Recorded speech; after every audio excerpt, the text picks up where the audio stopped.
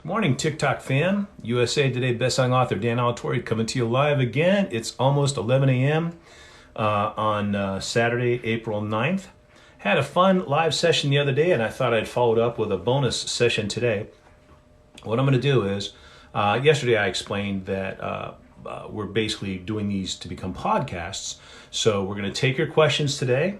I'm going to dab a little of my post-workout sweat off. Pardon my grossness. So we're going to take your questions today, and it answers some of the common things that readers always want to know from authors. I've done a number of interviews in my time, so kind of used to it. Most of them aren't on video. Most of them were written interviews, which is fun because then you get to go back, answer the question, then go back and edit your question so it's even snappier and wittier than it might have otherwise been. So feel free to ask any questions you want, and I have a list of questions from 4 different sources that are commonly asked questions, or the most popular questions people like to ask authors, and I'm just going to go randomly through those blind. So I have not looked at these questions in advance, but if you have a question, feel free to ask it. So we'll start off right here. Have you ever considered writing under a pseudonym, and why or why not? I have over 50 published titles, and they're all under my name, Dan Alatorre. I thought a lot about writing under a pseudonym. I think mainly some people want to get rich, and some people want to get rich and famous, and some people want to be famous. I don't know that I have any interest in being famous as in being recognized on the street, but there's something to be said for branding. So I try to use the same picture of myself on all my social media. So that when you see it here on TikTok, if you see it on Facebook, if you see it on the back of one of my books, then you know it's me. With that comes a little sacrificing of anonymity, right? If I wrote under a pen name, and I technically I have, but I'll explain that in a second. If I wrote under a pen name, now you have to decide, okay, am I using somebody else's name by accident, right? So I write all my stuff under my own name. I know plenty of people who write under pen names. That's fine. That works for them. I think authors tending to be introverts, they probably don't want that looking too closely behind the curtain kind of thing. So, and that's fine. I totally understand that. Now, when I say I did technically write under a pen name, there was a horror anthology called Shadowland that I wrote a bunch of stories for, and I had some friends, fellow authors, write some stories for as well. And in that, it's a horror anthology, so they're short stories. In that, I wrote 4 or 5 stories, maybe 4 stories under pen names. But in the introduction to the thing, it's saying, there's different languages, or not different languages, but different writers. So you might have an Australian guy, a Canadian guy, an American guy, and a British guy. We punctuate a little differently, and we use words a little differently. Some words have different meanings. Like a fanny pack, a fanny in the United States is different from what a fanny is in the UK. It's female anatomy. So anyway, so we always mention that up front, that we're going to mention where the author is from, so that you know if there's a difference in wording or punctuation. It's not probably a typo. It's probably just how they punctuate there, and it is a little different sometimes. Anyway, so in that horror anthology called Shadowland, I put in the legal, not in the legal, but in that little warning, hey, there's different American spellings and things, British spellings. And I wrote right at the end of that these 4 stories written by these people, this name, this name, this name, this name, are all actually written by me. So most people don't read that junk at the front of the book. They just jump right in and get to the book. So they won't know that, and that's like a little Easter egg. I mention it only because for me, there's no good reason to write under a pseudonym, with one exception. I see a lot of posts on TikTok. It has mostly to do with romance, so I'll give it that caveat, where it's like men writers can't write such and such scenes.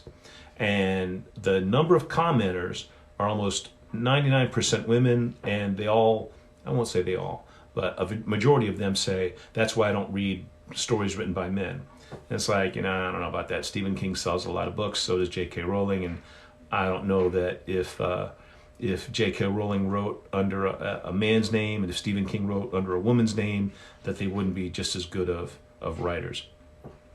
However, I think there is a bias in romance. Most of the books in romance are bought by women. More than 85% of the books that are romance are bought by women. They're read by women. It makes sense that maybe they want to have them written by women. I don't care about that. But to come back and say that men can't write romance scenes, I don't know. Nicholas Sparks might disagree. There have been certainly plenty of men writers. That's like me turning around and saying women can't write thrillers. It's in this day and age, it's a stupid thing to say. I know they're trying to be empowering and all that. That's a severe misstep. You really just shouldn't paint with that broad of a brush. You're allowed to have your own preferences. If we're talking about ice cream and you're like, I just hate strawberry ice cream, hey, you're allowed to hate strawberry ice cream. But I don't think you should come out and say men writers can't write certain things, because certainly they can. And guess what? A lot of men writers know women don't want to read books written by men, so they create a pseudonym and they write as a woman, and then the readers are like, oh my gosh, I never knew. Well, yeah, you didn't know, so you were wrong. All right, so that takes care of that question. Again, if you have questions, feel free to ask. I'm just going through random questions that people like to ask of authors, and I'm taking your questions as well. And so let's go to our next one here. What is your work schedule like when you're writing? Well, that's a good question. So I'm always kind of writing, but typically the work schedule works like this. I get up, if I'm in the middle of a story, if I'm in the middle of writing a book, I usually get up early, like an hour and a half before everybody else in my house. My daughter gets up around 6:30 to get ready for school. And it'll be summer soon, so that will change. She'll get up at like 8:30 if she gets up then. But so, excuse me, there's a lot of pollen out. It's Florida, and we're in springtime here. So I jump out of bed like 5, sometimes 4:30 in the morning. And if I'm on a deadline, if I'm pushing myself to finish a story, I'll get up at 4:30, 4 in the morning, and I'll go down and write for a couple hours before anybody else is awake. Now, what's important about that is the phone's not going to ring, but I'm also not going to get on social media and look at all that stuff. I'm going to spend that hour or two writing my book. And for people who want to write a book, and they say, I don't have time, a great way to get yourself a bunch of time is to get up 1 hour earlier and don't check email, don't check TikTok, don't check Facebook, don't check in on the Kardashians, don't check any of that stuff. Leave all that stuff in a different room if you can. Open your computer and write your story for an hour. Now, why do I do that? I like to outline, and a lot of people who write stories don't like to outline, like, oh, it stifles the creativity. I'm like, no, this is my roadmap. This is me giving me a bunch of story prompts. So take Jet Thacker. She has an injury, sustains an injury in the last story I just completed, so she's starting out with an injury. So I wrote this great scene about how she's sneaking around in this warehouse trying to get the scoop on this meeting that's supposed to happen, and she's doing it with a broken leg, so she's got to be extra careful. So it's fun to write a scene like that. It's fun to write a scene where somebody's sneaking around in a warehouse trying not to be heard. It's even more fun to give them a broken leg and make it that much more difficult. She had to crawl in a window, so I was like, crap, how's she going to do that? And is it going to hurt moving around on a broken leg, right? So my first version of that, I forgot she had a broken leg. Now, normally when I outline, I'd make a mention of that. I just forgot. So I had to go back and redo it and give her the broken leg. And believe it or not, it didn't change that much because how often do you have to mention your broken leg? You know, you're hopping instead of walking or whatever. What would you say is your interesting writing quirk? Again, if you have any questions, feel free to ask them. Thanks for joining. I see all you guys popping in and saying hi. What would you say is your interesting writing quirk? I have one quirk for sure. Maybe I have more than one. It's fingernails. See, those, would you say, for a normal person, those are not long, right? Right? Relatively short nails. They're, in a day or so, these will be too long. Because what happens is I like to type on an old-fashioned kind of keyboard, and so like I like to feel the buttons going down instead of just, I don't know, it's just me. But if my nails get too long, when I hit that keyboard, it's sending little jolts onto my fingernail. My fingernail hits it instead of my fingertip, and so it's irritating. So I keep my nails really short. That's kind of a quirk. Other writing quirks, I don't know how interesting they are. I don't think I have any. I do have another one, which is what I do is I write a chapter. I open a new document, like I write in Word. So I open a new document. I write that chapter in that document, then I copy paste it into like a master document with all the chapters. So I write chapter 1, I got your legal stuff, and then this will be like for an ebook when I'm first formatting. This is going to be your legal stuff, then maybe your table of contents, then chapter 1, and then there won't be anything else. and I'll save that one separately, and then I'll work on this chapter, and I'll save that, and then when I am done reviewing it, I'll copy paste it into the major document, so it'll be chapter 1 and 2 over here, chapter 2 will be by itself. Then I will save all those, maybe this is a quirk, I will save all those each day onto a thumb drive and email it to myself so it's captured in case there's a hurricane or a power outage or lightning strikes my office or whatever. It's saved somewhere, and it's saved in multiple places. And no, I don't know anybody who does that, so that's certainly a quirk. So again, if you have any questions, feel free to ask. I'm going to just keep going through these random questions that a lot of people like to know from authors. What are some common traps for aspiring writers? I'm going to use the word author instead of writers. The reason why is because somebody who writes, I live in Tampa, in the Tampa area, so we have the Tampa Bay Buccaneers football team. So the sports writer who writes articles for the Tampa Bay Buccaneers, writing about Tom Brady coming back or retiring or whatever, he's a writer. An author is somebody who writes books for publication, right? Usually novels. So there's that distinction. Now we got a question here. How do you avoid the trap of repetition, e.g. the locked, stared, glared? Okay, great. So here's what you do. I'll come back to my other about aspiring writers. So here's what you do. First, write your story. Don't worry about any of that stuff, okay? I try to write fast. There's typos, there's misspelled words. Get the thoughts out of your head and onto the page. That's goal number 1. And then save it somewhere so you don't lose it if lightning hits your house, because lightning may hit your house. If you live in Florida, lightning hits your house all the time. Well, not your house, but it certainly hits a lot. By the way, this is my famous Crystal Light Peach Mango Green Tea. Crystal Light, I think that's one of the Heinz companies. If you want to sponsor this program, talk to me. I'm available. Okay, so you end up, mine was like smile and looked. I have people looking all the time. I write, so it's a crutch word, a word you're using too much. Now here's the thing.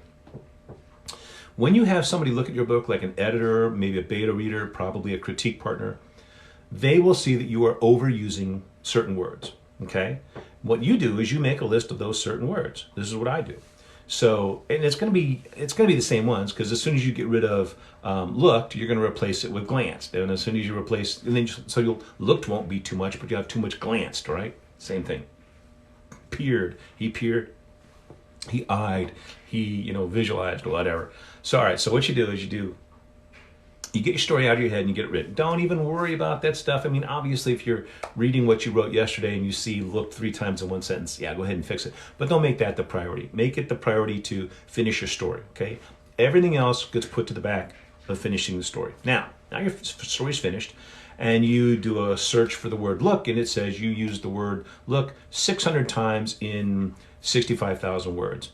Well, to be honest, once every 1,000 is going to put it on like maybe every 2 or 3 pages.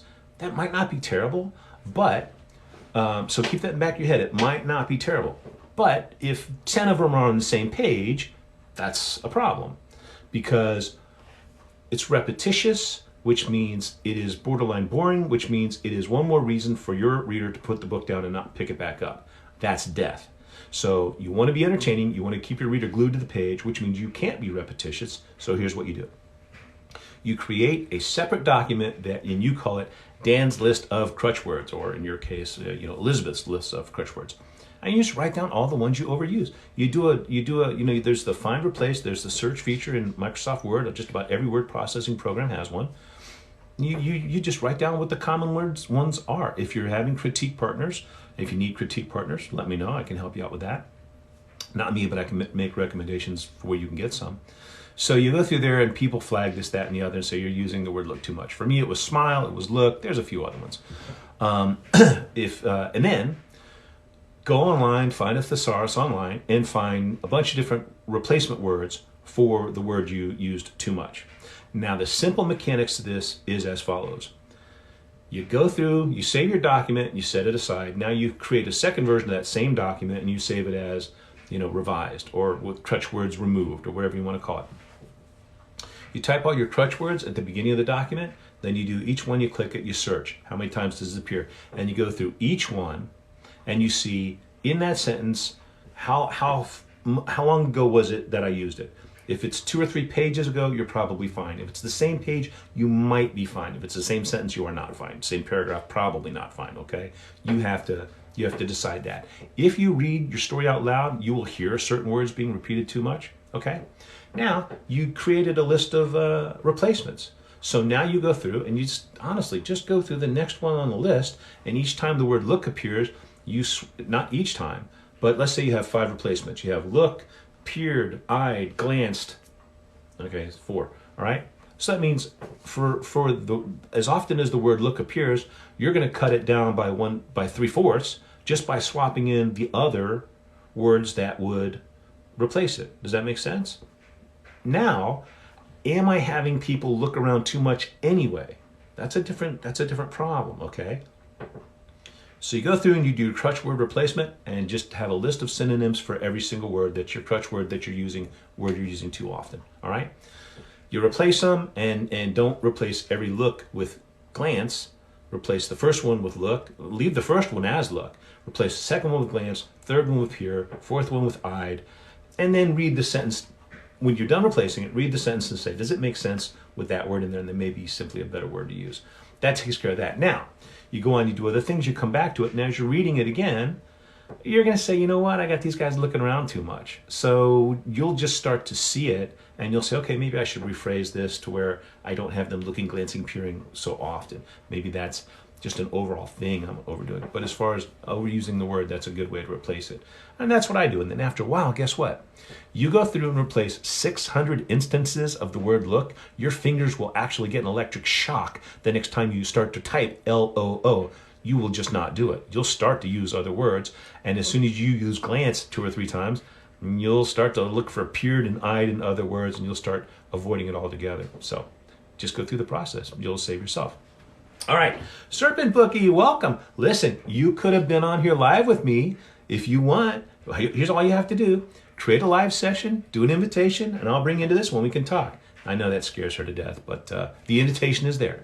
All right, so it says, I'm not a writer. Now, Serpent Bookie, this is a friend of mine, TikTok friend of mine, sent her a bunch of books. She's a collector, an avid reader, and reads a bunch of different genres, loves horror, loves mysteries, thrillers, and is a book enthusiast, okay? Like if you collect. I have a bunch of books. Most of them are mine.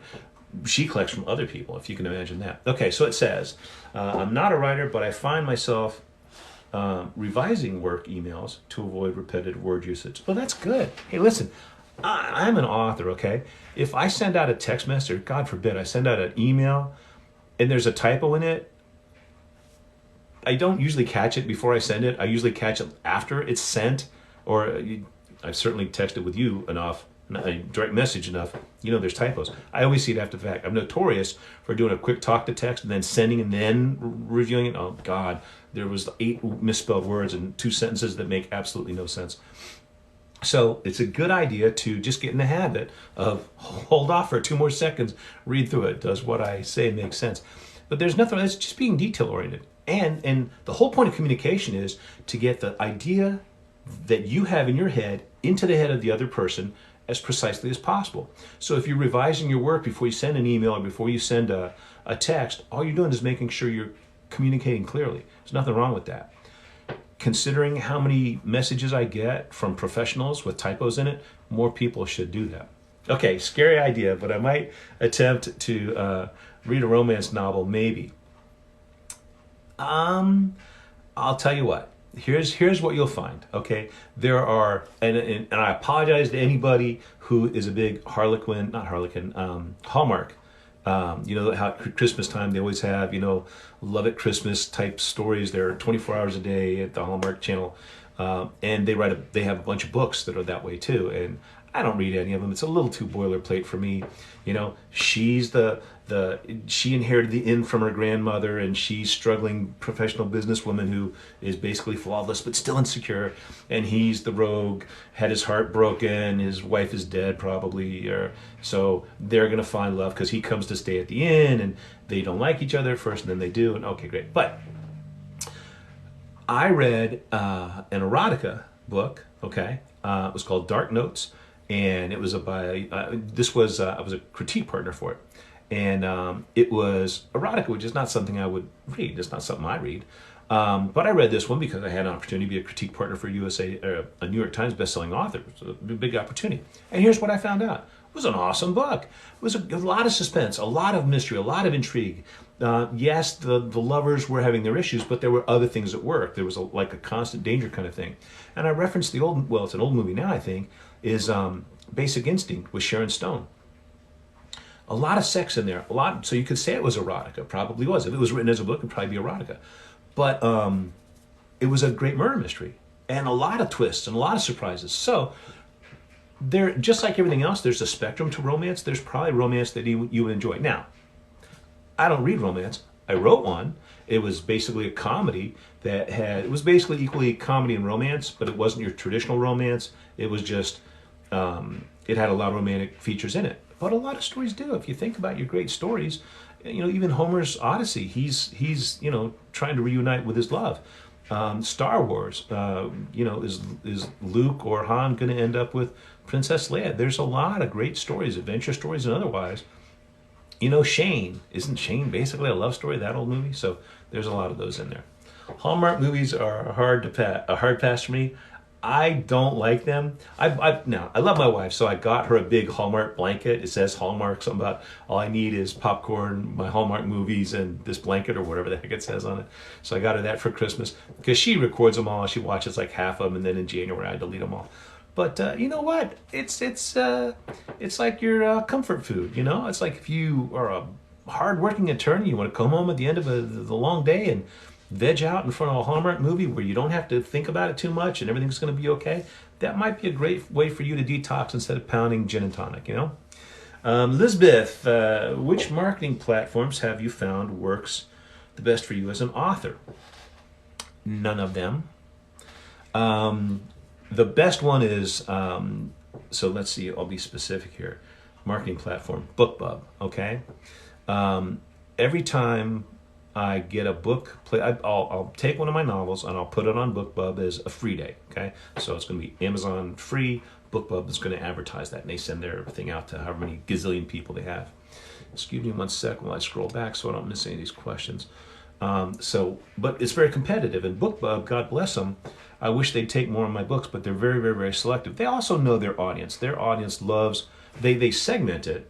They have a huge population of people who go to Bookbub for romance, a different segment that they don't email these people the same books as, hey, you might like this. They segment it. They have a huge one for mysteries and thrillers. They love my murder mystery books. The double blind books, these back here, double blind and primary target, third degree. Bookbub loved those. A $600 ad probably grabbed me $3,000 in revenue. So that's a nice profit in a short period of time. Well, one of my Bookbub deals, was it Christmas Day? It was Thanksgiving Day last year, so a couple months ago, right? Thanksgiving Day, let's just say it cost $600. I think it did. I think it made its money back within 24 hours. I had it's a $600 expense for the ad, for the book, not the ad, Bookbub ad, the featured deal, sorry. Because you can buy ads on Bookbub, that's different. So Bookbub featured deal cost me $600. I think it made $600 between the time it came out and like 24 hours later, or within 48 hours, it had recouped its investment. So I love those guys. Excuse me, I've done a lot of advertising on Facebook ads. I did a lot of that up until about July of last year. Then I had a bunch of stuff going on. I had some deadlines, and this is true for all people who want to write. And basically, if you want to do any business, you're going to find marketing the business is a huge amount of your time, and it's for most people who have to do marketing. They find it's not what they would choose to do. In other words, so like if you make Halloween costumes, marketing those costumes is different from making the costume. Probably the fun part is thinking up some scary costume with a rubber face mask that goes with it, and making an elaborate thing and sewing it. That's probably the fun part of that. Going out and convincing other people to buy it. Like I know you were at a big event where there was those types of people there buying those things. That's great. This would be like marketing it year round, how do I advertise these on Facebook or TikTok or whatever, right? So there are people who are doing great with Amazon ads, and it makes sense that the #1 book selling platform in the world would be where you should advertise your books. I did a little bit there. It wasn't as successful as I wanted it to be. I did some stuff on Facebook. Again, I stopped doing it in July. That's important because they did some revisions. It's not as effective as it used to be. That doesn't mean I don't want to do it. I do, but it took so much of my time. I was not getting anything else done. And the amount of time I was spending creating ads, creating text for the ads, creating demographic markets to place the ads, selecting the proper images, testing, is this image better than that image, better than this image? Now you got a better image, you got the best image. Now is this text, these descriptions, these words better than these words? Is this demographic better than that demographic?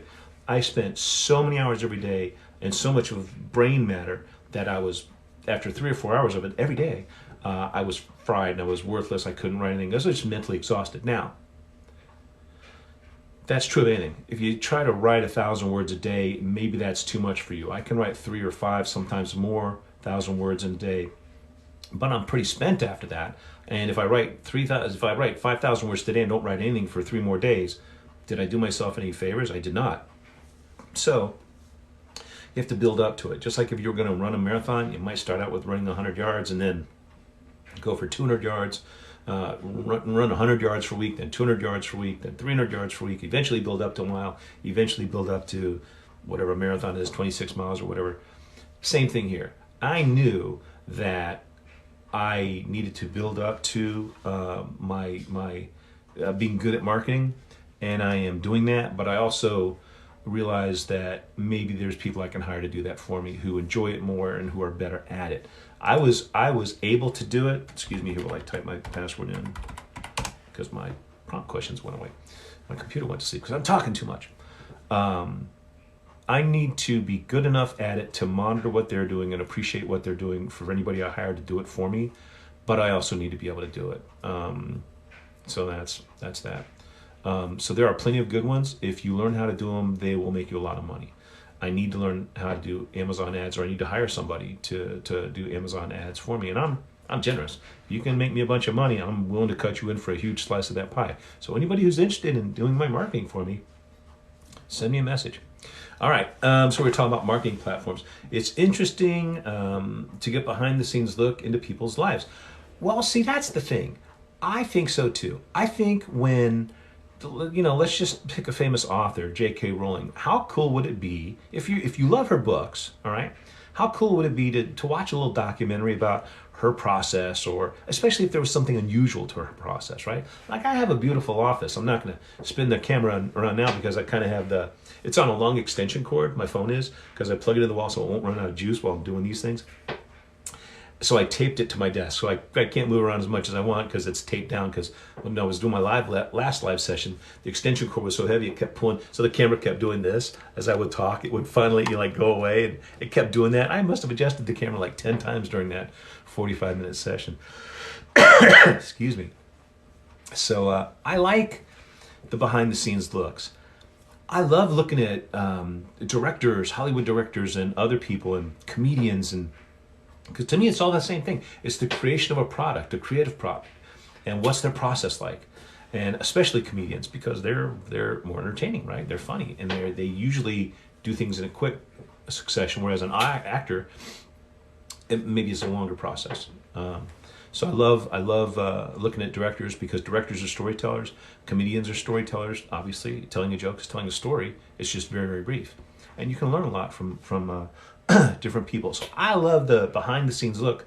I'm just never sure what would you want to see when you go behind the scenes. Like, for example, is it a big deal that I drink Crystal Light green tea? I can say this. If I told you when I'm writing a story, I get up at 4 a.m. and I crank out 2.5 hours of unadulterated writing, sipping nothing but Crystal Light green tea, which is Crystal Light peach mango green tea, which has no caffeine. A lot of people are like, A, I couldn't get up at 4 a.m, and B, if I got up at 4 a.m, I'd be pounding coffee. I don't do coffee. You could say, well, you're a hyper guy, you don't need it. I don't know if I'm that hyper. I kind of get excited when I'm talking live to people, and I know you got to be a little animated to make things interesting. So I would love it, and I'll say this forever. The reason why I brought up a bunch of questions from websites about popular questions fans like to hear from authors is because I want to deliver the information you want to have. And what I do might be totally different from what other people do. That's okay. You know, everybody's got their own method. But I always enjoy a behind the scenes peek at how things are done. And if there are questions you would like asked, answered, if you would like answered by me, ask them. If you're a TikTok friend of mine, send me a direct message. I would love it if you would ask or talk about this sometime on one of your live sessions. By the way, if you miss a live session, my plan and what I've been doing is as soon as this is over, I'm going to download it and then put it on YouTube, so it'll be available there. If you miss them, just go to Dan Alatorre Authorsphere on YouTube.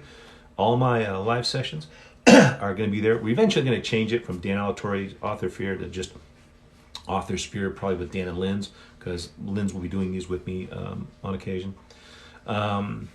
So I love a behind the scenes look, and just what kind of things would you like to know about? You go ahead and ask. All right, I'm going to scroll through here because I gotta. Yeah, you should try Bookbub. Bookbub is, like I said, it's very selective. So send your book. You got nothing to lose by sending it. It doesn't cost anything to send it. I have a bunch of titles, and they select maybe one of my books once a year. But I have a friend who writes, excuse me, who writes more in line with the books she writes are pretty popular on Bookbub.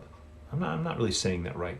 Bookbub likes her books, so it seems like every book she puts out, Bookbub takes. The fact that I write a lot of books in a year, and my friend might write two, but both of hers might get picked up by Bookbub, makes it feel like she's doing better than me. But frankly, she writes more closer to what they want. My double blind series, I believe if I wrote 10 books this year of the double blind series, that Bookbub would take every one of them. They like murder mysteries, and they like police procedural type murder mysteries, and they like a strong female protagonist, which that series has. Only got one book out. I've heard they favor series. I don't know. To be honest with you, your best bet is to learn how to advertise. Learn on one medium first. Say it's Facebook. I had somebody tell me recently, don't advertise on TikTok, because as soon as you do, they won't put any of your content out unless you pay for it. It seems a little weird, but I don't know.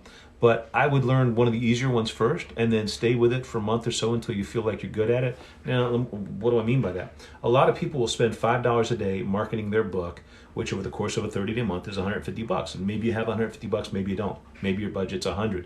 You can set your budget in there, right? I can talk most about Facebook ads because that's what I've done the most of. I'm sure every platform has a budget you can spend, so you can stay within your budget. If you're spending $5 a day and you're making $10 a day, you're doing well, okay? My experience has been, I'll spend, let's say over the course of a month, I might spend $2,000 and I might make $2,500, which is a great return on investment if it's your bank account or some stock or bond that you own. But risking $2,000 to only net a $500 profit, while that's not bad, but it's too much ventured for too much return, because I was spending chunks and chunks and chunks of time manipulating all those different ads during that month. So to only come out $500 ahead for all the hours I spent was a complete loser for me. Now, there are other places. There's Free Booksy and Bargain Booksy and Fussy Librarian, and if you want, send me a direct message or comment on one of my videos, and I'll find a way to track you down and send you a bunch of the different places where you can set up a book for free on Amazon and have it scheduled to be that same day free on Free Booksy and Bargain Booksy, or not Bargain Booksy, those are the two companies, same two divisions of the same company, Fussy Librarian, etc., etc. You could have 10 of those sites pushing your book out. And all I would say is, for the type of stuff I write, I found 4 or 5 sites that work best for me. Now, what'll happen? You'll spend $50 on this one, and $80 on that one, and $30 on this one, and $100 on that one. But you'll download a bunch of free copies of your book, and that'll get you a bunch of reviews, a bunch of notice, and a bunch of people the next day will see it and read it and buy it and check it out on Kindle Unlimited, and you'll eventually earn that money back. Eventually, how fast depends on the author, how good of a book you wrote, how good your cover is, how good your description is, what genre you write for. You know, if you write in some really obscure genre, you're not going to sell as many. If you write in romance, you'll do a bunch. If you do mysteries rather, you'll do a bunch. And for me, it's definitely within 30 days I earn my money back. Usually within 1 or 2 weeks, I've earned my money back on those types of investments. But how often can you do them and that kind of thing, you know? So even with only one book out, there are plenty of places for you to go to, excuse me, to advertise your book. Thank you all. Remember that. You're very welcome. The advantage of series is sell-through, yes, but standalones can work if in Kindle Unlimited. Basically, whatever you're putting under people's noses is going to sell. Here's why. If I get you to read my book, and if I encourage you, which I do, here's another tip for you. At the end of your book, put a little link right after, and they'll live happily ever after. At the end, put a little thing. Hey, if you enjoyed this story, please pop over to Goodreads on Amazon or wherever you want to send them, Bookbub, wherever, and you can say, leave a review. I usually say, please leave a few kind words or something like that. And here's the benefit, so you know, but you can explain this to your readers too. So I write a book, you read the book. If you leave a review on Amazon, then Amazon has information on you saying, oh, you like this person's book. Here's other things you've read. So people have read those other things, might also like this person's book.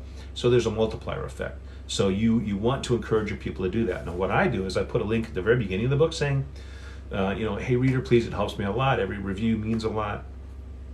Please leave a review when you're done reading.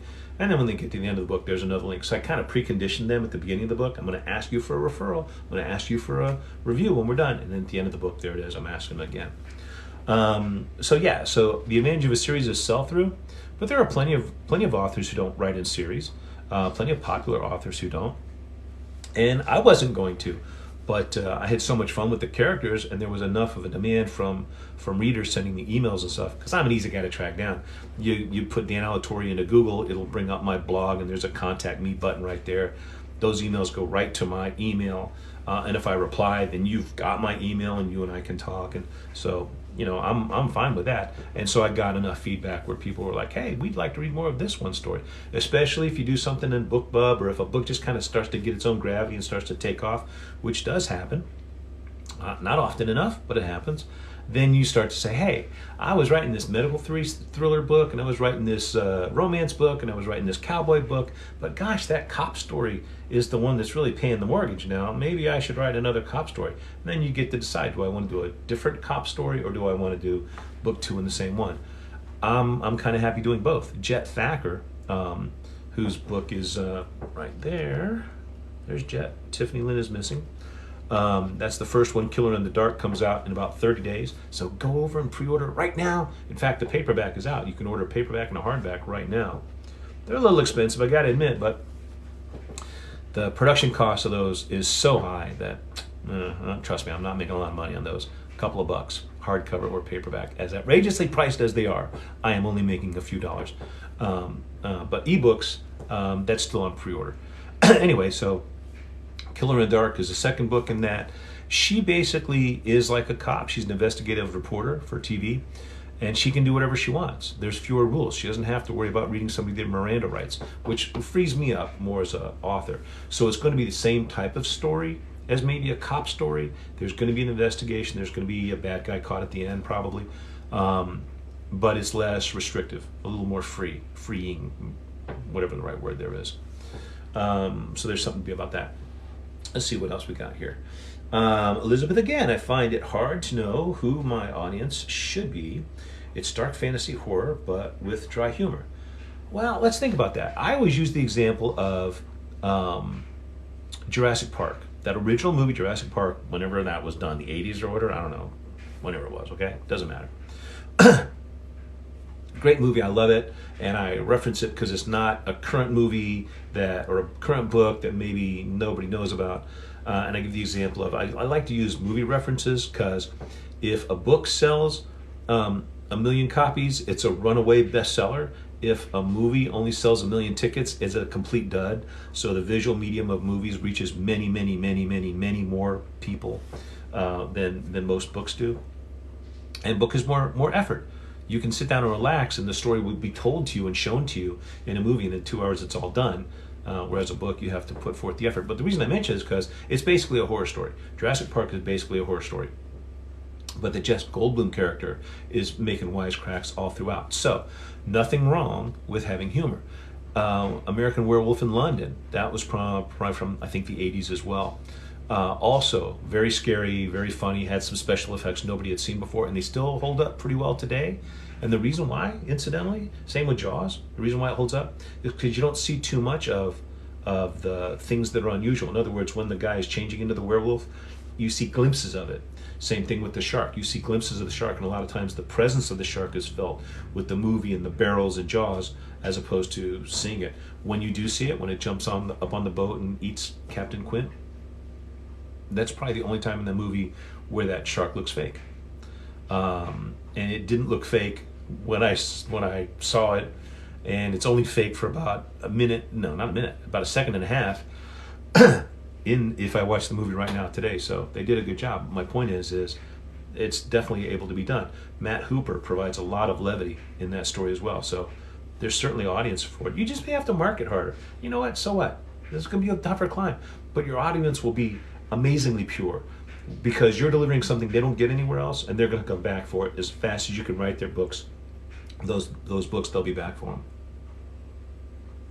And I should also mention, in the Double Blind series, it's murder mysteries. Some of my most gruesome victim attacks are in Double Blind. But Sergio, the partner to Carly, they're the two detectives looking into the mystery. He cracks a lot of jokes, so it works. I'm glad you were able to pop in. We'll see you another time. Thanks so much for your answers and everything. Yeah, sure, no problem. I added a detective, so much research. Yeah, writing detectives, because you want it right, you know? Like, I literally will look at, there's videos of people making arrests, and there's going to be, any kind of profession has a professional association or somebody blogging about what they do, and a lot of it is so boring. I had a friend who wrote about an airline language between the pilot and the tower, or two pilots or whatever it was. And so they got with pilots and they wrote it so it was actually what the pilots would say. But here's the problem. That's not what you see in movies. That's not what you see in other books. That's not what you see on TV. So when you read the real thing, it seems like that's wrong. And the readers don't really care about the accuracy as much as they care about compelling storytelling. So that author, I think, redid that to make it more readable, more comfortable, and less accurate, because the accurate stuff seemed unreal. So I'll research, like, you know, if I'm doing a story about Tampa cops, which I have, I'm like, okay, he draws his service weapon. Can only call it that once. Now I got to call it a gun, a revolver, whatever it is. Well, a revolver is different from a different type of gun. So I had to research. What is it? They use a Glock 9 or something. I don't know what the hell's a Glock 9? But love this day and age. There'll be an article about, you know, Tampa Police Department is now switching to the Glock 9. And then you can go to YouTube and say, demonstrations of Glock 9 being fired, or how to reload a Glock 9, common complaints about a Glock 9. And there you go. Now you spend an hour, and it's kind of fun, it's educational. You spend an hour and you learn, oh, here's how it shoots, here's how it recoils, here's how you check the magazine. You know, it's not, I called it a clip. It's not a clip, it's a magazine. Something else uses a clip. I don't know. I do that research for those types of things. Again, that's why Jet Thacker is so good. I don't have to worry about what kind of gun. Although maybe her bad guy has a gun, so I have to pay attention to that. All right, get some of your other questions here. A lot of you had to bug out, and that's fine. I appreciate that. I appreciate you popping in at all. The idea was we're going to do these periodically and go over some of the common questions and answer whatever questions you might have, as well as commonly asked questions that readers want to know from authors. So what are some common traps for aspiring writers? Again, first I'm going to say a writer might be a sports writer, the guy who writes for the Tampa Bay Buccaneers about whether Tom Brady's going to come back this year and unretire. That's a writer. An author is somebody who writes books. So I draw that distinction. So common traps for aspiring writers is to consider themselves aspiring writers. You're not an aspiring author. You're an author. You may be an unpublished author. You may be in the middle of writing your manuscript, but call yourself an author. Getting your head around that is a huge step forward. Oh, Elizabeth, now you know I'm going to have to go buy your books now. Yeah, great, do it. There's 50 of them. Buy them all. And it says how to contact me in the back, or contact me through my blog. Love to talk more to you. Because if you're starting out, I don't know that everybody wants to know, here's how you write a book, but I literally have a bunch of, I wrote, here's how you write a horror scene. Here's how I write not a horror scene, an action scene. Here's how you write dialogue. I have a few of those types of books. I don't really advertise them much because I give them away to my author friends. So hit me up and I'll hook you up with some. So common traps for aspiring authors are they consider themselves a server in a restaurant who is trying to become an author. They should consider themselves an author who is supplementing their author job by waiting tables. And they should refer to themselves as an author. They should probably get some business cards that say they're authors. And they should stay after writing their manuscript until it's done, and then they should either look to publish it independently or go through the query process, finding an agent and all that. But you're an author, so adopt that mindset. Does a big ego help or hurt writers? Again, we'll say authors. By the way, so I'm going over some typical questions asked of authors. If you have one, by all means, ask it, and I'll scroll down so I can get more current. I see a lot of people joining. We're going to go about another maybe 15 minutes, then I'll wrap this up. So if you have any questions you want to ask me, feel free. Does a big ego help or hurt authors? Okay, so it's awesome that I can write words that other people will pay money for to read, and those words will make them laugh or cry or grip the edge of their chair or stay up way past their bedtime to finish another story, another chapter. That's awesome. It's like a superpower, and I wield it judiciously. I appreciate the fact that I can do that, and I try to deliver a quality product so that I don't abuse the privilege that somebody spent some money to read my words, and I don't ever want them to feel like they didn't get their money's worth. So my ego is, as soon as I'm done with my first draft, I'm like, this is the best book ever, just full of typos and missing punctuation. It's still amazing. Everyone needs to read this. So that's maybe helpful. Just because I only write stuff I would want to read. I'm a impatient reader. I've said this so many times. One person wrote a comment, after 50 or 70 pages, if I'm not into a book, I toss it. I'm like, 50 pages? Dude, I don't feel like I get 50 words. I feel like I have to grab you in the first sentence or you are going to go on to somebody else. And if more, and there are so many books that are not that way. There's a very, very, very, very, very, very popular series that a lot of book talkers are talking about. It's maybe 7 books. I believe it's a fantasy thing. And so many people have said, the first book's a little slow, but it picks up in the second book. I'm like, dude, I am not at the point in my career where I can have somebody wade through 300 pages of it's going to get better in the second book, not even an option. So an ego helps because you have to have a thick skin. You have to put your stuff out there. You have to believe in it. So you have to have a bit of an ego. Most authors are introverts. It doesn't mean they don't have a good ego. Most of them are shy, like nobody's going to want to read this. This is not good. And so many authors will work on the same story for months and years, rewriting it and tweaking it and fixing it because they don't have a big enough ego to just put it out there in the world. The fact is, you're going to get better with each book. You have more than one good story in you. So the longer you work on it, the longer you are depriving it from the world. I'm not saying put your stuff out there with typos in it. I would do that, but you kind of can't. But don't hold on to it forever. Right now I have a book that is complete. It's been complete from my end for weeks. The final edits came back a week ago, and it's scheduled to come out middle of May. That's Killer in the Dark. I wrote that book I completed that book so long ago that I feel like letting it sit out there is like having a piece of fruit that's going to go stale or go bad by making it wait another month. But I want to do some build-up marketing first, and I do these young author clubs. So this week and last week and a portion of next week, I'm just slammed with doing a bunch of projects for them. It's just a really tough time of year for me. That's why I scheduled that date the way I did. I'll thank myself later, but I'm champing at the bit. I always say chomping at the bit. It's champing at the bit, apparently, to get that book out there. But I'll regret it. Putting it out there, it's ready to go. It's fine. There's nothing wrong with it. But I haven't done that. I'm kind of getting an Elvis kind of hairdo going on here. I don't know what's going on with that. I don't know why. I really need to do the marketing of the prior books in the series so that the next book in the series is successful. That just makes sense, but I'm very impatient to do that. I want it out there. So having too big of an ego means you'll put out a poor quality product. You believe your own headlines about how great you are and you won't give the effort. Having too little of an ego means you won't put your product out. And so you gotta have the right balance. It's probably a bigger ego than most people are comfortable with. I talk about my stuff like it's the greatest thing since sliced bread. I wouldn't if a bunch of other people would, but nobody else is, so I have to toot my own horn. What do you do when the ideas in your head won't translate to paper? Oh, that's a great question. So here's what you do. Here's what I do. See this device I'm talking into, this phone, it's got a recording device on it. So what I do, literally what I do is I'll get up from my desk. I love my office, beautiful office. I get up, I go to the living room. This is usually better if nobody else is home, because you look like a maniac if the other people are in there watching TV and you do this. I have my phone, I will turn it on either on talk to text or record, like do a video of me, and I will pace around. I can walk a circle around my, it's not a pit group, it's like 3 couches arranged. I've done some videos in there, you guys have probably seen it.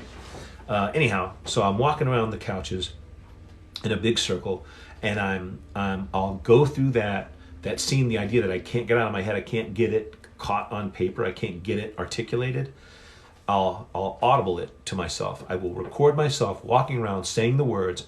It's like this, but it's more like that, and I'm capturing the idea. I'm explaining it to me. If you can organize your thoughts enough to explain it to anybody, you've organized your thoughts enough to capture it for yourself.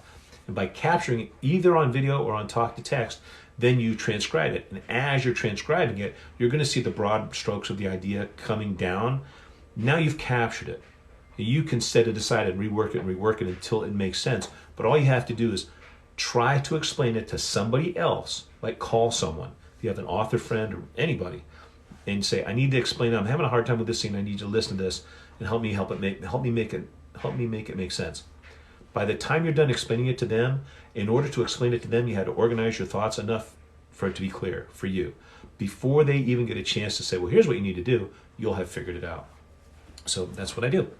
And many friends of mine, usually the same friend a lot of times, let's say, has gotten on those conversations, and she was so awesome. She would just listen. And by the time I was done explaining it, she knew I had the answer. She's like, didn't say a word. She's like, all right, let me know if I can help some other time. And off she went.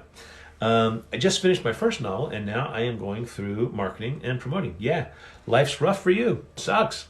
Guess what? You are standing at the bottom of Mount Everest, looking up and saying, wow, there's a whole mountain of marketing I have to learn. And what you're going to find out is, like anything else, until you do it, it's a huge mountain. Once you do it, it's not as big of a deal as you thought it was. So it's intimidating that way.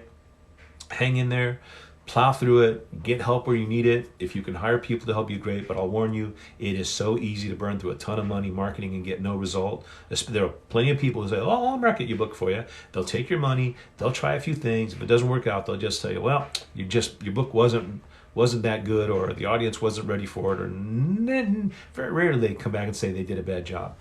And there's a lot of marketing. I mean, there are books and books and books written on how to market your book. But remember, once you do some of it, you learn a lot, and it helps you for the next time you have to do it. So it's all good experience. It's all good information, and it's difficult.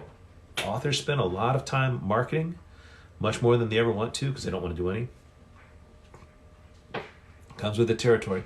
If you want your book to be read, if you want to make money from your book, you have to market it, and marketing sucks. I just want to push the publish button and then have 10 million people buy my book and tell me how great it is. Come on, what's so hard about that? What's so unrealistic about that? So we talked about having a big ego. All right. What is your author kryptonite?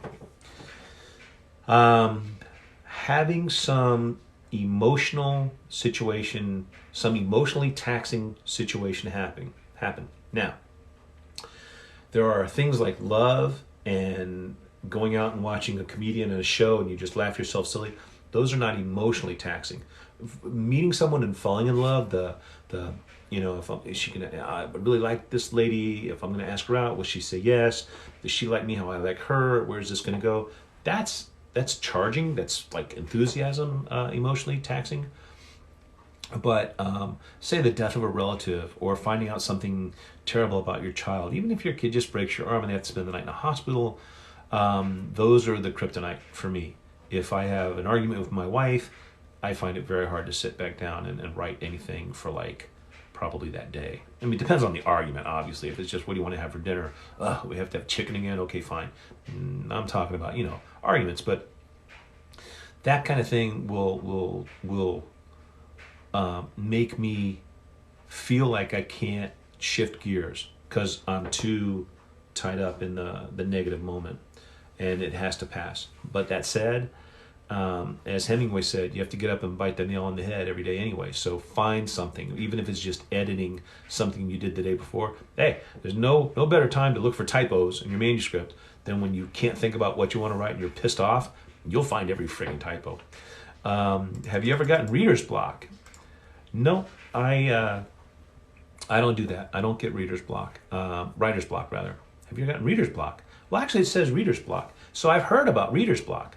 What do they call it? Was it reader's block or was it reader's slump? I think it was reader's slump.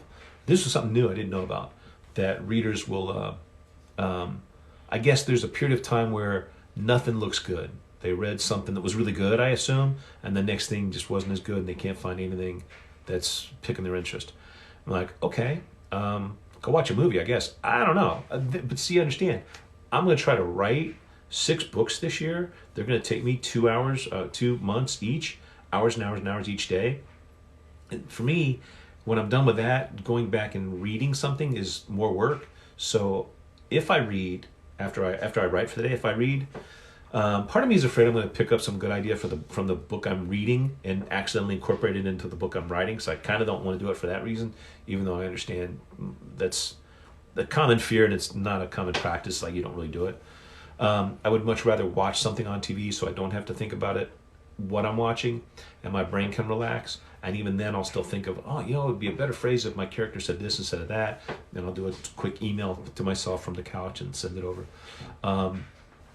So I assume there's a reader's block. I don't get writer's block. The only time I'm stuck is like when I'm 2/3 of the way through a book, or I've really created I try to create a intensely difficult situation for my characters to get out of. And I just did this in Killer in the Dark. I can't say too much because it'll split. I had the main character get in such a predicament, and originally I had, okay, this is how the story will end. This is the predicament, this is how the main character will get out of the predicament, and here will be the ending. I was happy with that. But as I was writing the book, I was like, I don't know about that one. So I came up with the second one. I was like, this is better. Okay, good. Now I got that.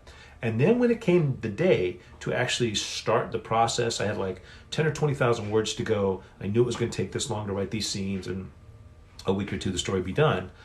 I almost didn't write anything for like 3 days because I knew neither one of those endings was as good as it needed to be. And I just said, you know what, I'm going to relax, I'm going to take a little time off. And I came back and wrote what I thought was a much better ending. And I had, everybody likes it when the villain gets their just desserts. That's like an old Shakespearean kind of phrase. The ending I came up with was much more in line with that, which was much more satisfying. Any of the 3 endings would have worked. The one I wrote, I felt was the most satisfying. And so I'm going to tell you about that. But it wasn't writer's block. Writer's block is where you don't know what to do. You don't know, the words aren't coming. You don't know what to do. You don't know what to write next. If you ever suffer from that, here's the answer. And this is my belief, and James Patterson, prolific author also, said the same thing in his masterclass, and that is this. Writer's block comes from not outlining, so you don't know what happens in your story next. If you outline, you can just have a simple outline. I like to do a simple outline and then fill it in with some scenes I would like to see, things I think would be interesting in that story. So they're just like, what if somebody jumps off a cliff into a waterfall, jumps off a cliff, a waterfall, jumps into a waterfall, and goes down the cliff. I was like, oh, that'd be awesome. What if there was a chase through the jungle where they were getting shot at? I'm like, oh, I want to see that. So I put all those bullet points, jump off the thing into the jungle, almost drowned, get rescued by this, run through the jungle in the dark and being shot at. And I write all these down. That's my outline. So then each day when I get up to write, I've got a little story prompt. Today I get to write the scene about the guy jumping off the cliff into the waterfall. Man, who wouldn't want to write that? Or here's the scene where, if it's something you don't want to write, obviously there's probably going to be something the reader doesn't want to read. So I try to take any of that stuff and make it as small as possible and get to the things that I want to read or I want to write. And then I'm excited every day. Because I do an outline, I don't have writer's block because I know what I'm supposed to do every day. I got a writing prompt of something exciting that I want to write about. If you get writer's block, it's probably because you don't outline. And most people who don't outline say it's very restrictive. I find it very liberating. It allows me to write quickly. How long do you take between writing the next idea? Do you need a resting period to recharge? The answer to that is yes. How long do I take? I usually have something going on. What I used to do, and I still may do, but I stopped doing this for about the last 12 months. What I used to do was when I would finish a novel, as I'm writing this book, whatever this book is, as I'm writing Killer in the Dark, okay? As I'm writing that one, you're not writing your book 24 hours a day. You go for a bike ride with your daughter. You go to the school play. You go to a movie, you go to dinner. You're at a German restaurant. You're taking a walk. As you're doing these other things, you're getting ideas for other stories. So I write them down. I throw them in a folder. It's like some other book. Oh, this idea would be great for the sequel of that book. This other idea would be great for the sequel of that book. And some of them are horror story ideas. So what I would do is I finish. I'm writing my intense thing for like 2 months. I write the end. I sit back. I'm like, yeah. Immediately I want to start revising it. And I will, with an asterisk again. I got to take a couple days off and go through the whole manuscript to make sure it all makes sense before I send it out to my beta readers. Before I start the next book, I might write some short stories, and I would usually change gears a little bit, write short horror stories. Because I can write one of those in a day, and then it's done. And I still got to write, I still exercised those muscles, but I didn't have to worry about a big, long plot. I'm dealing with something for 2 months, right? So I do a lot of that. And that's the Box Under the Bed series or Dan Alatorre's Dark Passages series. That's where I write little horror stories when I get a couple of them together. The Dark Passages are skinny little books. They're like 3 or 4. They're like novellas. Excuse me. They're very short. The Box Under the Bed, that's me writing some short stories with other authors. I'm going to scroll down here because some of you asked some questions. I didn't see them all. So if it takes me about 2 months to write a book, and then revising and editing, I'm usually kind of taking a week off, and I'm usually probably kicking around a lot of ideas. I'm planning the next novel. So even though I'm not physically writing it, I'm thinking about scenes I want to have in there. How's it going to start? And then I'll start laying out like a timeline that it's going to take me. It's like, okay, I got 2 months in between now and the end of school. Then we'll probably do some vacation stuff. And just putting in the Mother's Day is here. And it's like, you put in the life events so that you're just kind of aware. Do I want to go visit my dad or any of my relatives coming into town? Kind of put that into a timeline. It's okay. I could probably write a book in between now and the end of the school year, but I won't because as I mentioned, I got all these young author club books that I'm doing, these third and fourth graders who write stories, and we put them in a book and we publish them, and each kid writes their own book. So right now, what I'm going to do today, I'm not going to write anything for my novel. I'm going to format, I'll tell you exactly how many. I have 11 more, 10. I have 10 more young author books to format. So there's 13 from those guys and 18, so it's 31? So 31 books I'm publishing between last week and this week. Not me. I mean, I'm publishing them for these kids, but and I have to publish them now so I can get them available, ordered, received in here, and then take them on the club day to give to the kids before school's over, before the club session ends, which is before the end of school. So this is like a crunch of 2 weeks where I am brain dead. That's why I'm doing live sessions so much, to recharge my batteries and talk to people. Otherwise, I'll be sitting here for 10 or 12 hours today formatting books for little kids. There's a lot of missing type, a lot of missing punctuation. Even though I already typed these and edited them and everything, little kid stories are tricky. Anyhow, so that's, I don't know how I got off on that tangent. But, okay, so I do take a break, yeah. And so if I write intensely for 2 months to create a novel, I'll take 1 week off, not usually more than that, and I'm usually doing planning for the next novel during that. So if I take 2 weeks off, I'm planning out the next novel for that 2 weeks. I'm not really taking off. And I'm telling myself little scenes I'd like to see, and great twists that I think would be awesome in there.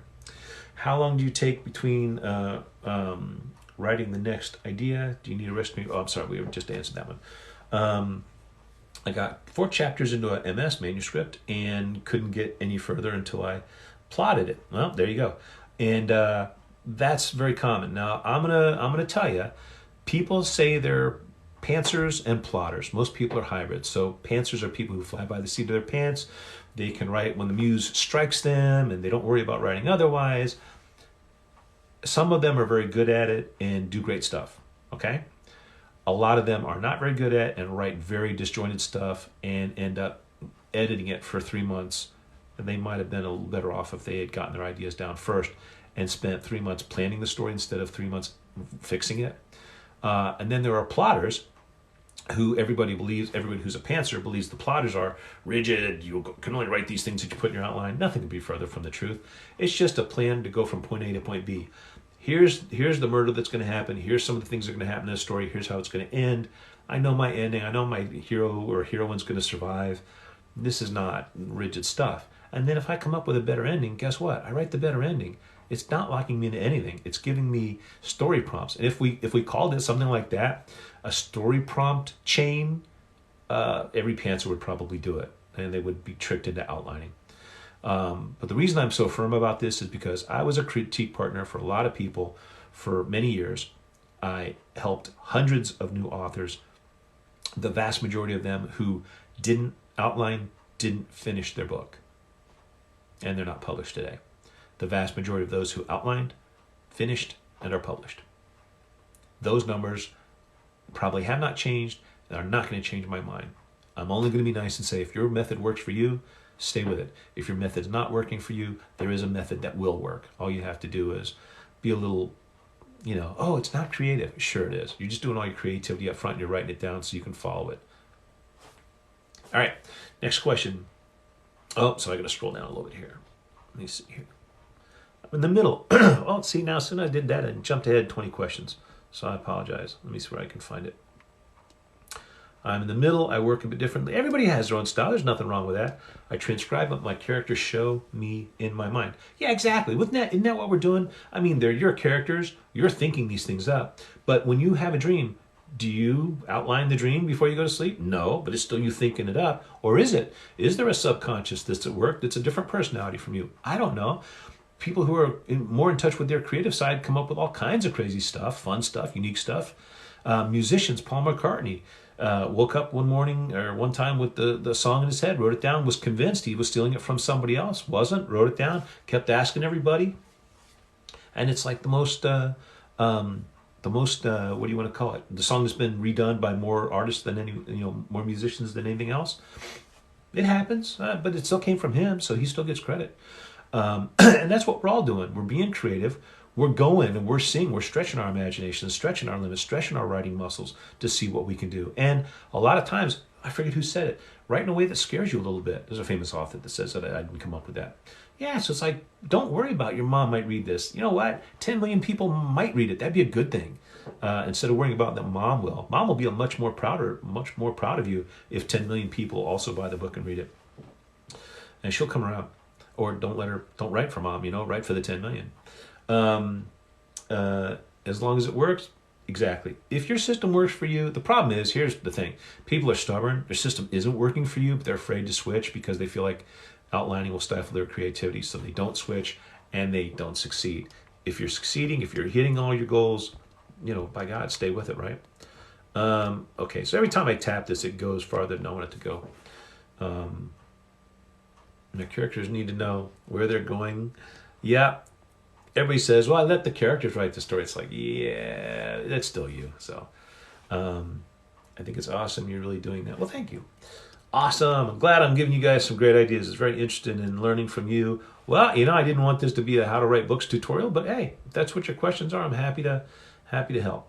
Oh, somebody sent me a rose. I don't know what that means, but thank you. Probably a good thing. Not somebody, it was from JC Fuller. Well, thanks, JC. How many series do you have out? Is there a particular book we should start with? Everybody always asks me that. Here's the thing. Go to Amazon, look at my books, whatever one appeals to you is like, ooh, that sounds like something I would like. Start with that one. The writing is so good and so similar in all my books that if you find one that you like, you're going to end up reading them all. I have no fear about that. We were talking earlier about big ego. There are people who email me to say, I've read every single one of the things that you've written, including those cookbooks you wrote way back when you were starting out. I'm like, because they're funny too. I wrote funny cookbooks. I don't think they're available anymore, but so yeah. But if you were going to start with anything, I would say start with Tiffany Lynn is Missing. The sequel is about to come out. It comes out in the middle of May. It's probably my best character. She's very vulnerable. She's a TV investigative reporter who's just getting her own show, and then she gets fired. She gets scapegoated. She gets thrown out the door. She can't afford her condo she just bought, and she bought it because she had an ironclad contract, but she got sued and they're holding their paycheck, and on and on and on. And Aaron Wells is this rich guy in Colorado whose niece has gone missing, and he's very frustrated, and he's hired detectives. The police have a body that turned up, and he's not happy with the situation. He wants it looked into. And one of his confidants shows him a video of Jet Thacker. She got fired because she actually had a race riot kind of on the set of her TV show. And they fired her rather than take responsibility. And he sees the video and he's like, she understands TV. She's perfect for this family. And because he owns a TV station, and his sister, Ashley Wells, is a famous TV person. It's Ashley's daughter who went missing. And Aaron's like, yeah, this is the right person for this. And then they have their adventure. So she's not bound by the rules of cops or whatever, and she figures it out, and you get to figure it out along with her. And it's really fun when you're like, wait, it's this, and you're figuring it out right when she is. I did that one really well. If you want police procedurals, the Double Blind series is really good. Carly and Sergio are best friend detectives in Tampa. And that has 3 books in that series. The 4th one's coming out around Christmas time. And then I wrote a medical thriller series, which is really, really a high-octane thriller. That one's a lot of twists and turns and surprises. It's not confined by 4 walls of a hospital.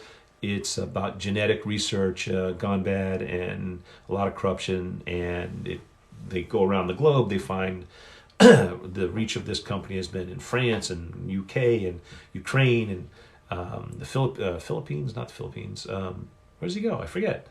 Oh shoot. Well, anyway, over there somewhere, Polynesia area. And that one's a lot of fun. That series is finished. So to answer the question, I have 3 that are series that are the Gamma Sequence series is completed, but it doesn't have to be. I wrote the last book in that series, and I left everybody in a good place. I can write another one if I want, or I can leave it alone. And we'll see over the course of this year what I want to do. What I want to do right now is get Jet Thacker launched, because I see a lot of exciting things for her. And her and Aaron fall in love, and his sister trying to take down his company, so he's going to break up with Jet rather than marry her. He goes to the place to buy a wedding ring, and he won't do it because he knows he's about to go through 2 years of complete hell, and he won't put her through it. And of course, that's the wrong decision. But and then there's, like I said, Double Blind, which is police procedurals, and these 2 end up, Carly and Sergio, end up kind of being on a serial killer task force, which they are good at, but it allows them to have a lot of adventures. I would start with Jet Thacker. If you're going to read one of my books, start with Jet Thacker.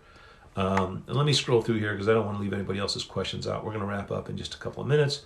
Would love to learn more from you. If you want to learn more from me, I'm happy to tell you whatever you want to know. Ask questions, and I have I have 4 very short, like novella type of writing guides. If you search for Dan Alatorre, how to write action, I think it's how to write action scenes, how to write dialogue. Well, here's what it is. A is for action. Dan Alatorre, A is for action. B is for backstory. C is for character. D is for dialogue. E is for emotion. F is for fast pace. Those are like the basic kind of how-to. Here's how I do it. Here's how you can do it. So in other words, this is not for everybody. That my little how-to books are not for everybody. But if you don't know how to do something, now you'll have a way to do it. And if you can think of a better way, use that, right? I always say, if your method's better, by all means, go for it. And if you go to my blog, if you Google danalatorre.com, there's a thing that says contact me. Say, hey, I was watching your live thing on TikTok. You mentioned these books. Can you hook me up? I'll hook you up. I'll give you a book funnel links where you can read the how-to books for free. And just leave a review. If they help you out, leave a review. If they don't help you out, they didn't cost you anything, you know? You can read each one in like an hour. How many series? We talked about that one. Let me scroll down some more. Reading Dark Thoughts. Dark Thoughts. Well, how did I do? Are you enjoying it? Dark Thoughts was a lot of fun. Oh, let's see, who's that? Yeah. So I sent Dark Thoughts out and to a couple people, and I had so much fun writing those. So these are little novellas, go like this. They're skinny little books. There's like 3 short stories, maybe the whole book is 20 pages long or something for these Dark Passages series. So it's Dark Passages, Dark Voodoo, Dark Thoughts, and Dark Intent. Four little horror story series, scary stories and stuff. I had such a good time writing those. Like I'd go to New Orleans. I'm like, I love New Orleans, all the voodoo, the above ground graves, and all the witchcraft and stuff behind the scenes. And so I wanted to write some stories about that. So I did. And then you go other places. I want to write a story about that. But you don't want to write a whole novel, and you don't want to create all these big characters you got to carry for 2 months. So I can write a story in a day. So I love those. I hope you enjoy them. I had so much fun writing those. And in the Dark Passages books, the audiobooks of those are so much fun. I don't know if you're on Audible or not, but it's a great way listening to a book on tape. They're not really tape; they're Audible. But listen to a book digitally, audibly, is a lot of fun because you get somebody else's. They're telling you the story, but you get their interpretation of it. This one guy who did it's called, I forget what book it's in. It's in the Dark Passages series, The Monster and the Maintenance Man. When he auditioned for a different book. I was like, I love your voice. I want you to do this other one. And so he didn't get the one he wanted. He got a different one. I do that all the time. But he read it exactly the way I wanted it read. It was like this old Florida cracker with a gravelly voice, and he's a country boy. Oh, I love the way he read that story. Sky Stafford, who does most of my audiobooks, I love. Sky is the narrator who came closest to what I had in my head.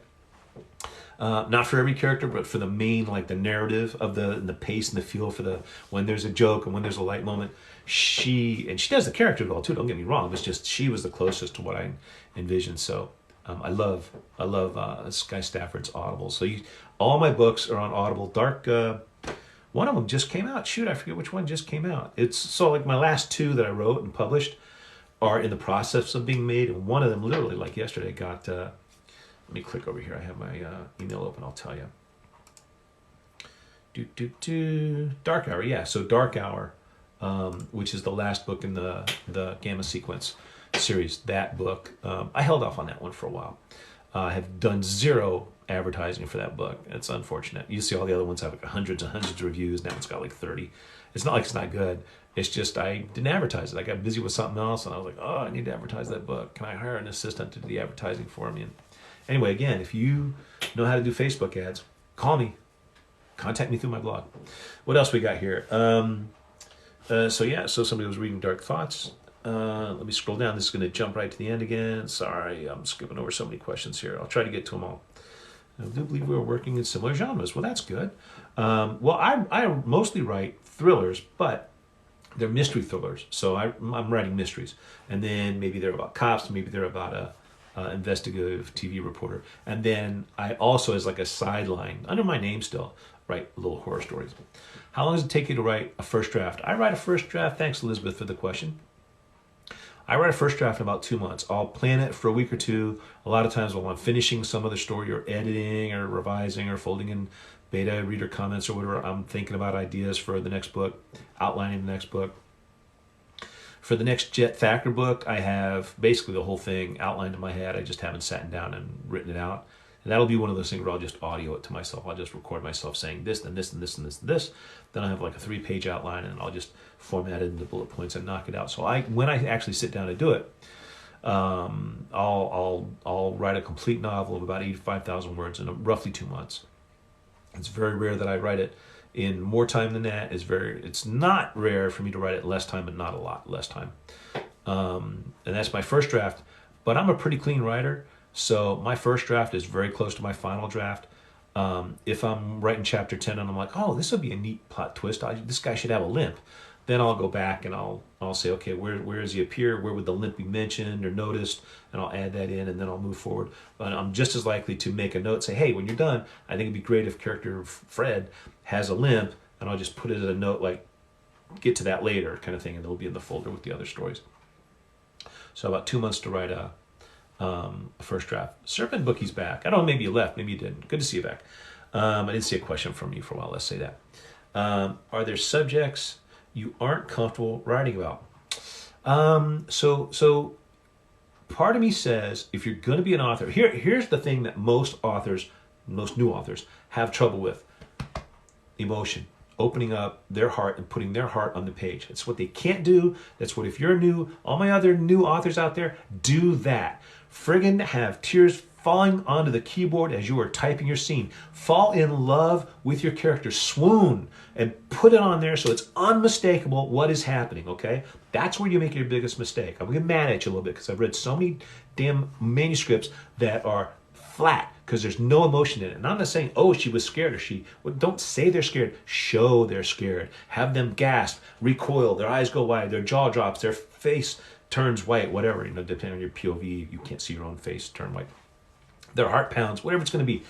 Put that in, and guess what? Overdo it, because you're so restrictive, so conservative about putting that in there that you don't do it enough. And make a note to yourself, when you're done with your manuscript, let it sit for a week without even touching it. Don't even think about it. Don't look at it. Certainly don't read it.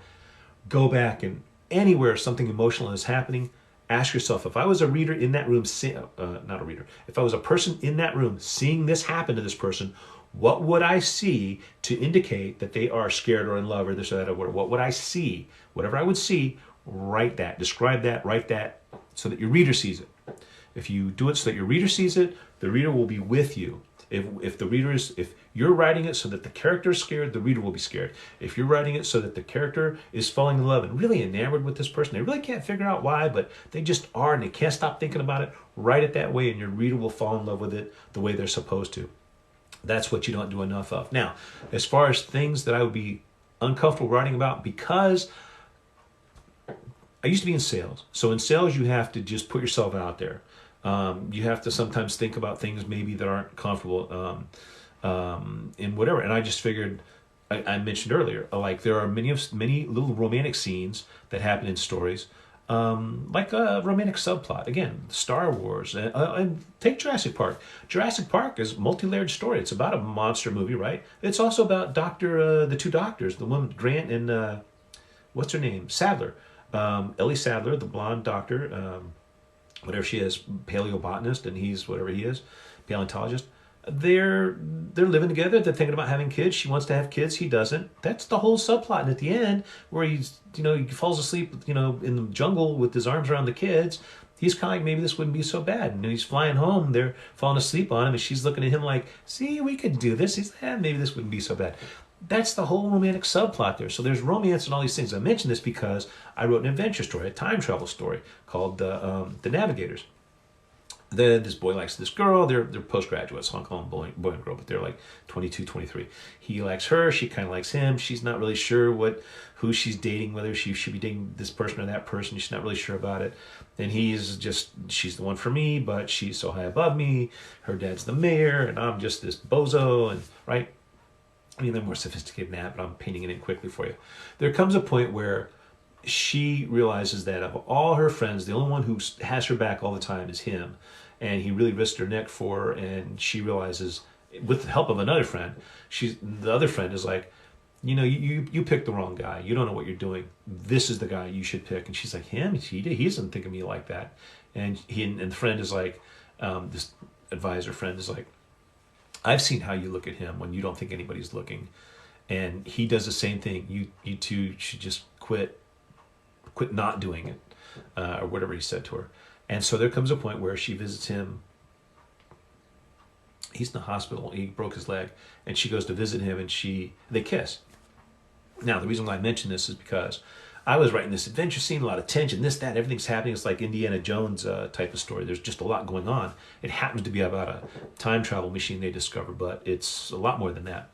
So, and there was a romantic scene, Indiana Jones. Remember the first one? What's her name goes to kiss him, and he falls asleep, right? Karen Allen goes to kiss Harrison Ford. So I've got my little scene in the hospital. She goes to kiss him, and I knew that I really wasn't comfortable writing, because I'm like, I don't want people to think this is the way I kiss, or this is the way I like to be kissed, or anything weird like that. What did I have to do? I said, man, put that aside. Open your heart, put it on the page. And then what did I do?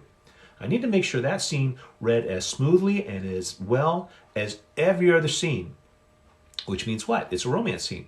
So I was in critique groups. So I reached out to my romance writers, and I said, I got this scene. These two have to kiss. Finally, it's been building, and finally they're going to do it. Romance people love that crap. He loves her, she loves him. They make Google eyes at each other, too afraid. They pine for each other, the pining. Romance readers love the pining. And so they pine for each other the whole time. They finally are going to have their kiss. It needed to read flawless. It could not stick out, or it would ruin the story, right? It would be gratuitous. And so I wrote it, I revised it like that one scene. It's like a paragraph. And remember, you'll like this. I'll give you this little peek behind the curtain. It's a time travel story. They discover a time machine. And so as she's kissing him, she's thinking about how perfect it was, and that it was as if time ceased to exist in the entire world. This was the only moment that existed. Nice little bow to put on a time travel story, huh? So I rewrote it like 6 times, each time getting feedback from my romance author friends until they thought it was good. And now it fits in that story, and you just read through it, and it doesn't jump out at you as being something's wrong. Like you're on a smooth piece of, your skateboard is cruising down on a smooth piece of asphalt, and you hit this rough patch of potholes. It's got to be the opposite, right? It's got to be all smooth, flawless, seamless, so it doesn't stick out at you. Musicians say a song needs to be able to flow in one ear and out the other and not get stuck on anything. Or as I tell people, is if I'm editing, which I don't anymore, so don't send me your manuscripts to edit. I'm going to carry your story like it's a baby blanket, and I'm carrying it through the forest, and anything it snags on is a mistake that's got to be fixed. This has to get through without sticking out like that. So I went from that, and I wrote a funny, sexy story. So there was a lot of sex in that story, a lot of really funny stuff, and a lot of funny stuff that was sexy and vice versa. And I decided I'm not going to be uncomfortable about writing any of that stuff, because if you're going to write, you got to do it. You got to go there. And that's what I was talking about earlier with emotion. People don't go there. They get restrictive, and their stories are flat because of it. So there is no topic. And in fact, I'm sneaky about some topics. In the gamma sequence, they are genetically engineering humans, and they've got all these bottles of babies lined up because they're test tube babies. They're growing them in this big warehouse. Rows and rows, shelves full of bottles, floor to ceiling, a warehouse the size of a football field, right? It's just thousands of people, and they get rid of all the babies that aren't perfect. So it's just mass graves behind the facility. And I said, I'm going to go there. I'm going to make that as horrifying as I possibly can, because, that could be a potentially sensitive subject. I don't care. What would you think would happen with genetic experimentation that went wrong? They bury their mistakes. Well, it's a villain. You got to have the villain do the ugliest thing. As far as, talking about having gay characters, Jet Thacker is bisexual. There is General Cohiba in The Water Castle. He's gay. He's a Spanish soldier, a general. And so he obviously can't be blatant about it, but he is a gay character. Does it manifest itself in that story? I would say he's gay. If you're looking for him to be gay, you'll see it. If you're not, you won't, because he didn't feel like he could be out of the closet in his circumstances, so he doesn't act like it. But there's enough hints there. I write about murder. I have a scene where sheriff basically figuratively beats a confession out of a guy, who then is so ashamed that people can think of himself that way that he hangs himself. And that was a hard scene to write. So I'm sure there's some topic I wouldn't feel comfortable about. Now, here's one. I think I mentioned earlier. I keep saying I'm going to wrap this up. I probably should. Sex scenes. I'm not comfortable writing sex scenes, but somebody made a point. The POV, the point of view. When I write a sex scene, I usually have it like a third person in the room watching, like a movie, like you're watching a movie. So you don't necessarily know what the people are thinking, but I give you some insights into their thoughts. But there would be, as a guy, there would be, and I'll try to say this without being crude, there would be that if I was trying to have the point of view of a woman who was having sex with a man, and I wanted to write it with erotica so that it was very realistic from her POV, I would write it. It would be harder for me because I'm not a woman. It would feel different for me having sex than one having sex, if that makes sense. I think it does. I think we can say that without elaborating. The rhythms and the feelings and what you feel physically during sex is different, okay? So what I would do is I would write it, and then I would reach out to my romance authors or erotica friends and say, this is what I got. And if I didn't have, and ask for their input on it. And then if I didn't feel I got it right, I would buy a few books that were written that way and read how those people did it, described it from the woman, what she's feeling type of thing. And then I would ultimately be able to get enough information to write it well. And then I would bounce it off the beta readers, who mostly are women. So that would be the process. It's the same as if how you're going to learn to fire a gun. You know, you never fired a gun before, go to a shooting range. Learn how to do it. Watch some videos, but there's a lot you don't get from a video. Like you don't feel the recoil, how it jolts your shoulder when you fire a shotgun and it, you know, pounds you, get a bruise the next day, that it smells like fireworks and all that kind of stuff. So went on probably longer than you wanted there. I do review my fellow authors. Good. Never hurts to help out. That's probably how we all start. Whoa, what did I hit there? That did something bad. Okay, let's scroll through. Yeah, and it jumped like 10 million questions down. So let's see if I can catch myself back up here again. Have you thought about book trailers? Yeah, I've done some book trailers. There's something about marketing here first. Let's see what that says. All right. I'm getting those on Audible. Yeah, Audible's good stuff. It's found time. You can listen, you can read a book while you're driving. Nothing better. I'm working on TikTok currently as promotion marketing. Awesome. Keep at it, Jane. Go for it. Whatever you learn, be friends with me and teach me. Book trailers. So book trailers will probably do well on TikTok eventually, but TikTok tends to sniff out when you're just doing a blatant push, like an ad. And I think in other words, like say if you make a post about, like I did the other day, that my neighbor was going, it was like how authors see things different from you. And I'm like, you see the neighbor landscaping, it looks like, yeah, it's going to look good when it's done. And the author looks at it and says, haven't seen the spouse in a while, and that mound is a little too big. So I was like, he buried his wife in the yard. That little 20-second video, wrong here, I guess I'm not plugged in. Should have been. Yeah, I guess I unplugged. Well, we definitely have to wrap it up then. I only got 20% left. Anyhow, now I lost my train of thought. Book trailers. So that type of video will get pushed all day long because people liked it and commented on it and shared it and etc. But I think a book trailer, that if you just put the trailer, I think TikTok holds those back. So listen, try it. You know, you can put that same trailer on Facebook and pay to have it seen by people, and a visual ad is much better than a still ad. So, you know, they definitely work depending on where you're marketing them. How do you send the likes? I don't know. Well, no, that's not true. If you're watching me live, TikTok will bring a little thing up that says, "Do you want to send this person a like or a flower or a coin or whatever it is?" Don't worry about that. If you like something I do, you just click the little heart button. That's good enough. As far as on the live sessions, hey, tell your friends about it. I'm going to post it on YouTube. Watch it on YouTube if you've missed anything. Thanks. I've been wondering for ages, so obviously I answered some question you had. Good. Just became a top 1 viewer. Well, congratulations, Jay. I don't know what that means, but we celebrate together. Whoops. Oh, crap. See, I did it again. So I had them going. I'm good at the romance, but not so much the action. Well, okay. You know, not everybody's good at everything. The idea is if you're not good at something and you know you're not good at it, write it, get it down. That's always step 1, get it down. You can get one of my books. Like I said, go to my blog, hit the contact me. I'll send you how to write an action scene. And then take it to people, not necessarily me, but take it to your friends and say, hey, I wrote this action scene. Can you help me with it? You can find an online critique group where there will be people who write action, read their stuff, see if it reads good to you, and then ask them if they'll review it for you. And do a favor for them. Review. Remember, I needed help with romance while I was writing action. Prior to writing action, I didn't know how to write action. I had to learn it. What did I do?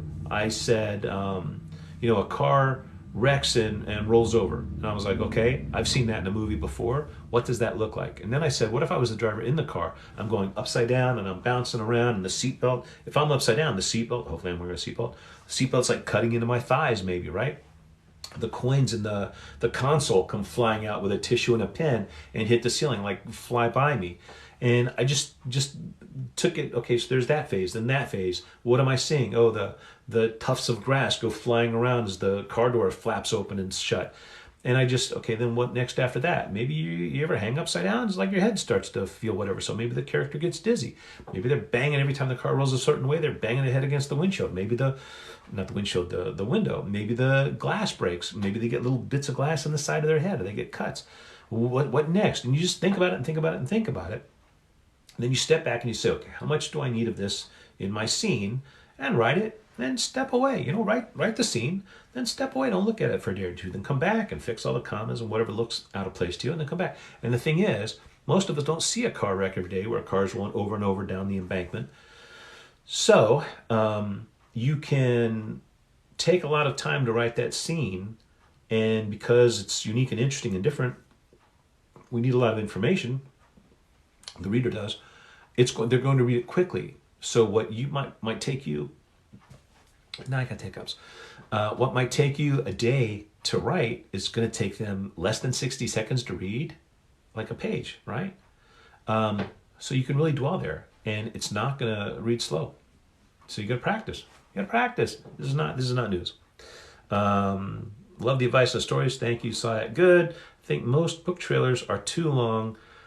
Probably, yeah. And so do different version, right? You've seen this when I've seen movies that the first time I see the trailer, it's like a 30-second trailer, and the next time I see it, it's like a 10-second trailer on TV or whatever, right? Or on Facebook or wherever.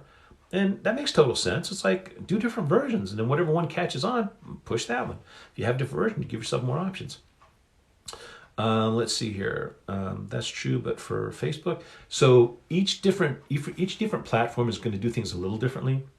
So what I tell people is do 3 different versions, like say of an ad or whatever, right? And then roll them out and see which one works best. And then rather than only thinking like you only get one swing at the ball, you don't. Marketing, you can try 10 times. It'll cost you, but you can do it.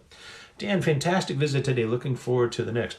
Welcome anytime. Join my page. Like I told people, I'm going to be putting this over on YouTube. In fact, we're going to wrap it up. Unless you got 1 or 2 more questions, then I'm going to go. Here's what I'm going to do. I'm going to download this. I'm going to post it on YouTube, and I'll do a little snippet thing. I don't know if I talked about anything particularly interesting, but if you are a reader, I would love to get your questions. What would you like me to talk about? If you're an author, I'm happy to tell you about how to write books, but honestly, I'd rather this be more for the readers. I understand you're authors, you got your questions, that's fine. And people like a peek behind the curtain anyway, but I'll end up going on for 20 minutes about marketing, and maybe that's not so interesting for everybody who watched. But hey, listen, if you got some benefit, I'm glad. No problem there. Thank you so much for your time. It's my pleasure. Have a good day. Great. You too. I'm going to wrap this up. Like I said, thanks a lot for joining me. You're helping me, so I don't mind doing this stuff. And I'll do it. If you like them, you send me just a comment on any of my TikTok videos with any kind of question. Hey, would you mind doing a live session about such and such, or whatever question you might have? Ask it. I'll answer it there. It doesn't have to relate to that video.